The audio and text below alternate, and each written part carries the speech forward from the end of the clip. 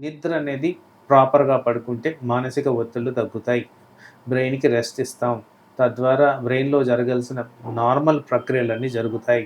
Hormones ప్రాపర్‌గా వస్తాయి. వీటిలన్నిటి కారణంగా రికవరీ రేట్స్ బెటర్‌గా ఉంటాయి. రోగనిరోధక శక్తి అనేది బెటర్‌గా హార్మోన్స్‌తో రెగ్యులేట్ అవుతది. దీనికి మీరు ఇంకోటి గమనించుకోవాల్సిందేంటంటే, ఎక్కువ శాతం ప్రాబ్లమ్స్ ఏవైతే ఉన్నాయో బీపీ, షుగర్, కొలెస్ట్రాల్ ఇవన్నీ హార్మోన్స్‌కి ముడిపడి ఉంటాయి. సో, హార్మోన్స్ ప్రాపర్‌గా ఉంటే మీ హెల్త్ బావుంటది. నంబర్ 1. నంబర్ 2, ఎక్కువగా ప్రాసెస్డ్ ఫుడ్ తింటున్నాం.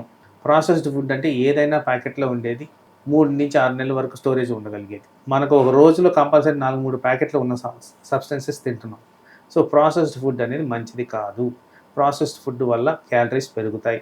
తద్వారా ఊబకాయం పెరుగుద్ది. ఊబకాయం పెరిగితే మళ్ళీ అన్నీ ఆ లిస్ట్ వస్తూనే ఉంటది. సో, ఫుడ్ అనేది నేచర్‌కి దగ్గరగా ఉండేటట్టు రా ప్యాటర్న్‌లో తింటే మంచిది.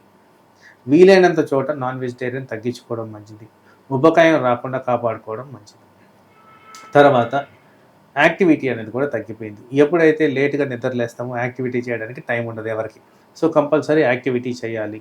కనీసం ఒక 30 మినిట్స్ ఆఫ్ యాక్టివిటీ ఎవరికైనా ప్రతి ఒక్కరికి అవసరం ఉంది. దాంట్లో నేను రికమెండ్ చేసేది brisk walking.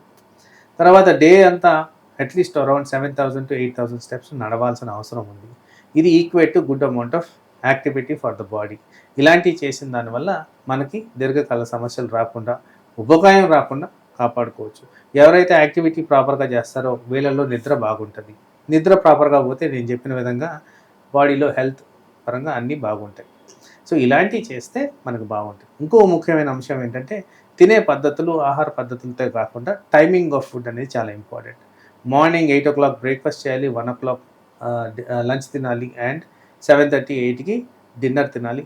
Least amount of food 24 గంటల్లో డిన్నర్ రూపంలో ఉండాలి. ఇవన్నీ చేస్తే హెల్తీ హ్యాబిట్స్ కింద వస్తాయి.